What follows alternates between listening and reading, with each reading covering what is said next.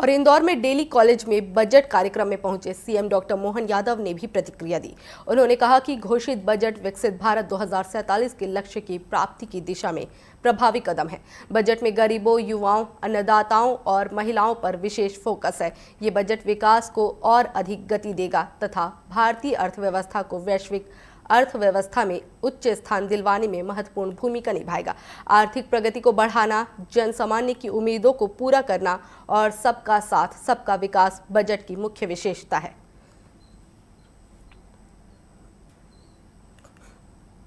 ये विकसित भारत 2047 का बजट पेश है, जिसमें गरीब, युवा, अन्नदाता और महिलाओं पर विशेष फोकस किया गया।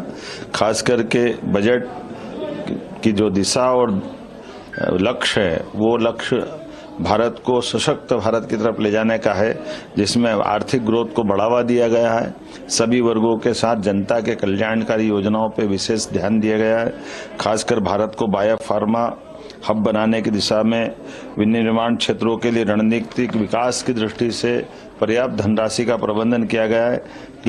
क्लिनिकल ट्रायल स्थलों का विकास किया जाएगा, जिसमें 1000 ट्रायल स्तर बनेंगे।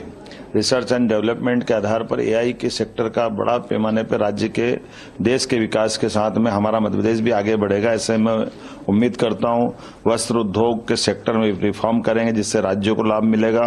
और ऐसे में विदेशी पर्यटकों को लाने के लिए 2% टैक्स की कमी करते हुए उनके लिए जो विशेष सौगात दी, जिसके आधार पर वैश्विक स्तर पर टूरिज्म के सेक्टर में भारत का स्थान और बढ़ेगा। सबने एक मुक्त कंठ से एक मत होकर के बजट की तारीफ की। ये आनंद का विषय है। मेरी अपनी ओर से बधाई।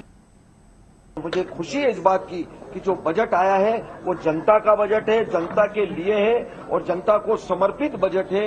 इसलिए यशस्वी प्रधानमंत्री जी को भी हम बधाई देते हैं और भारत सरकार की वित्त मंत्री निर्मला सीतारमण जी को भी हम बहुत बहुत बधाई देते हैं, शुभकामनाएं। इतना बेहतर बजट, मुझे लगता है कि इसी से वो विचलित होकर के ये विपक्ष बात कर रहा है। बहुत बड़ा बजट प्रस्तुत किया है और ये जनता के लिए, जनता को समर्पित और सबका साथ सबका विकास, इसी प्रकार ये बजट प्रस्तुत हुआ है।